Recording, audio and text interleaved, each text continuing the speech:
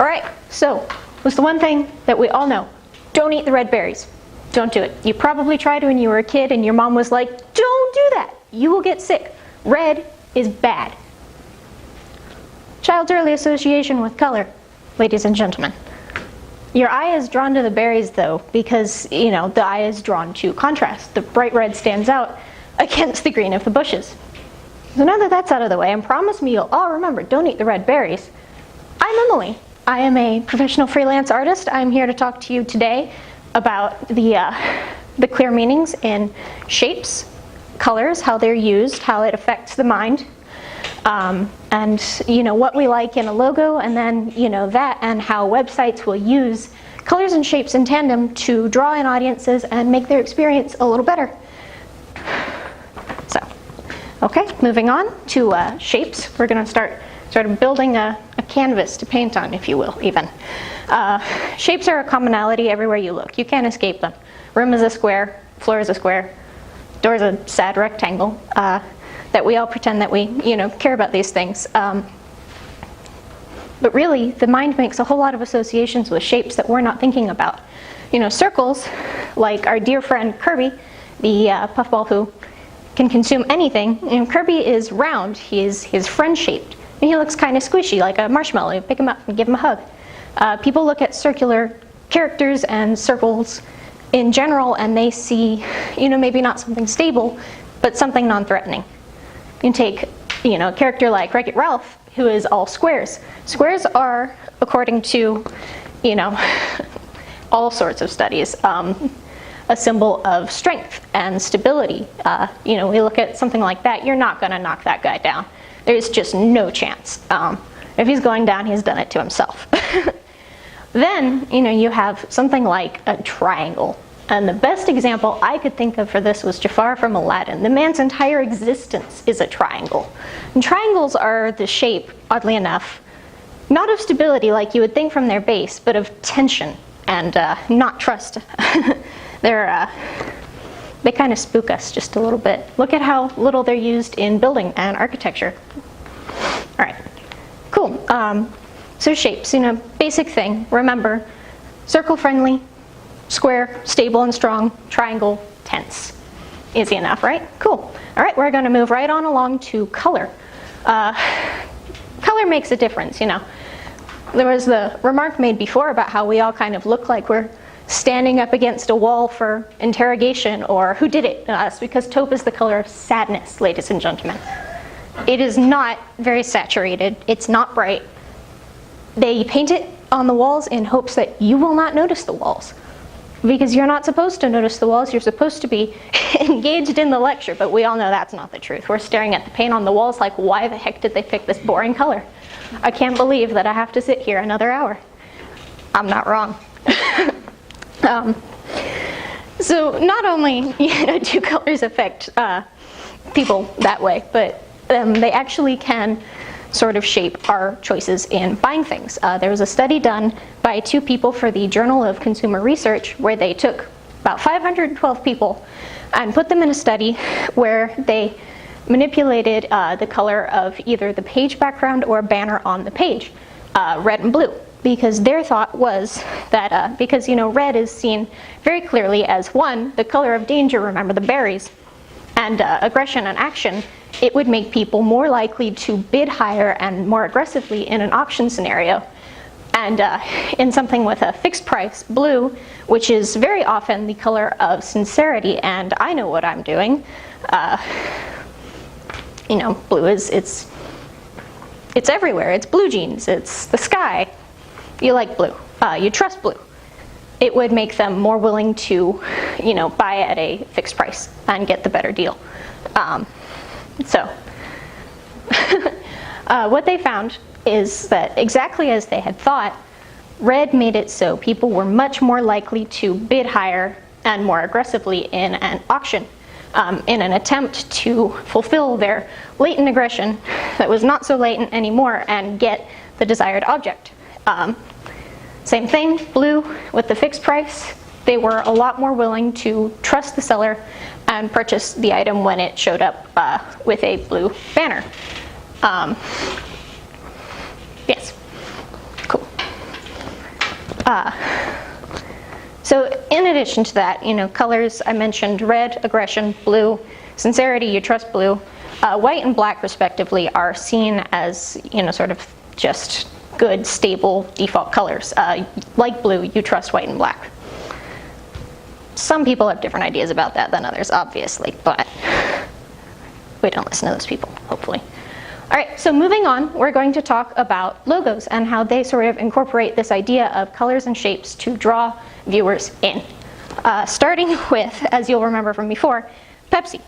Pepsi uses a good mix of that red and blue, so your kids are going to get hyped up on the sugar, but it's okay because it's not the worst thing for them ever. And they're going to be happy for it. And blue is the color you can trust because Pepsi has been around and consumed since 1898, according to their site at least. That's a long time, ladies and gentlemen. And then Nike is sort of the weird black sheep of logos. It's one of the few that works without color. Nike it's the white swoop. Usually it's just, on whatever color background the clothes or the shoes will be, but it can often actually have its own color changed and put on a white or black background. Usually plain white and black doesn't really draw the eye. It's kind of like the taupe. You just don't really notice it. So another study published by the Academy of Marketing Sciences journal took an undescribed number of people, bless their hearts, and found that higher saturation and bright colors, like that Pepsi logo, draw people in a lot more than, the white and black, or a lower saturation, like everybody will remember the monstrosity of the Canine Compassion Foundation poster. What is even going on here? One, gray and white, not a good choice. You're really not sure what to focus on, so you kind of end up focusing on that bright red 9. But that draws your eye to the fact that the man's leg is becoming a dog, I think. So, where before the Pepsi logo, they used that round and the more saturated red and blue to sort of draw you in and express that it's a good thing and it's friendly and it's going to give you energy, there's no telling what's going on there.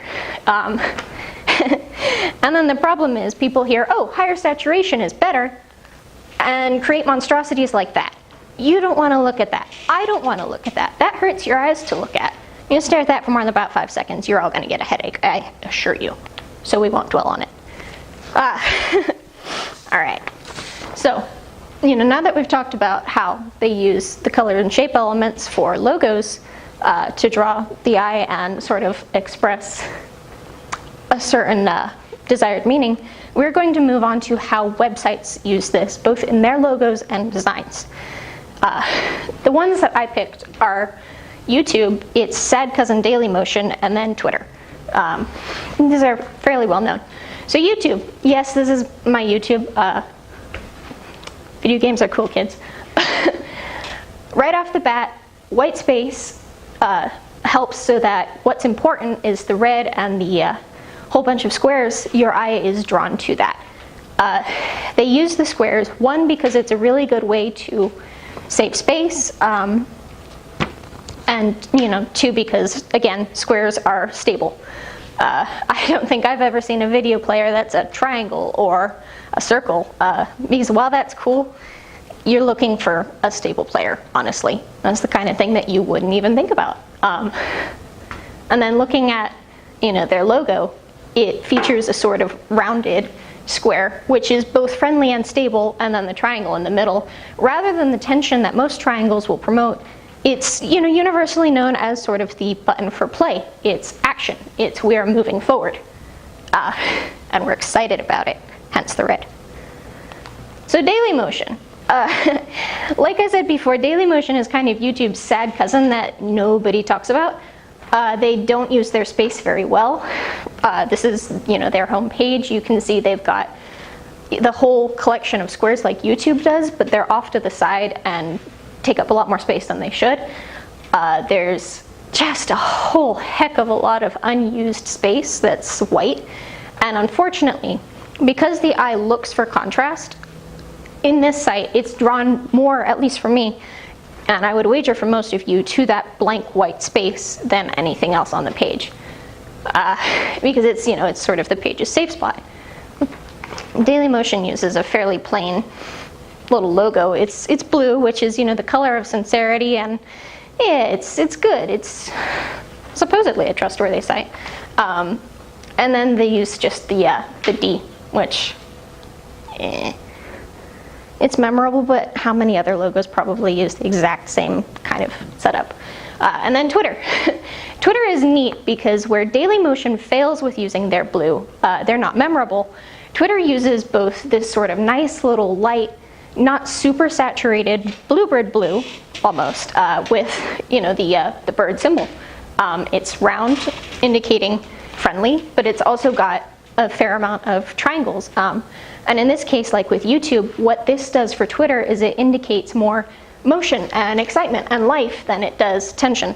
And then, the layout that I could find is they use their space really well. Up at the top, I don't have a Twitter, forgive me. I'm pretty sure you can probably customize that area to display whatever sort of image you would like. There's the square for your icon. It's set up like a better Facebook. They use their space well, whole bunch of squares, it's a stable site, and the only negative space is off to the sides where it should be. There's plenty to focus on, and the white background, again, is sort of a staple to draw your eye. So circling back around to YouTube, why do they use the red rather than, the sort of normal blue? You would think that would create some sort of issue, but for YouTube, what it is it's memorable. Like I mentioned with Dailymotion, everything uses blue. So many logos use letters that it, fails to stand out. But for YouTube, the red is not overwhelming. And like with the clever use of the triangle, it actually sort of draws the eye. And remember, you will remember YouTube is, oh, that's the red video viewing site. Yes. Cool. So we've sort of built this whole little image of how colors and shapes interact, how they work with logos, and then how websites and other products like that will turn around and use them for their own benefit, as they should. Hopefully, this is a thing you will all remember, like the berries. Don't forget, don't eat the red berries. I know they look delicious, but red is the color of danger, friends. In fact, red is such the color of danger that there is a story about a Swiss bank that made it so that the women were not allowed to wear red underwear because they were apparently too feisty on days that they did. Confidence boost. If you can break up with a boy, wear red all the way. But if you are planning, to run a website, a blog, any other thing, keep your purpose in mind, keep design choices in mind, and it will have a higher chance of drawing in consumers and just attention, depending on what you're going for. Cool. All right, so now we have sort of taken all of you and painted a picture of a whole bunch of ways that nonverbal communication is important in propaganda and football, in Morse code, in flags, and looking deeper in the news, and in colors and shapes. Hopefully you will remember what we've taught you today. Don't eat the red berries. Morse code can save your life. Use that flashlight if you get lost camping, friends. And just pay attention to your surroundings so that you don't miss out on opportunities like Nose Goes, so you don't have to be the one stuck with an unsavory job. All right, thank you.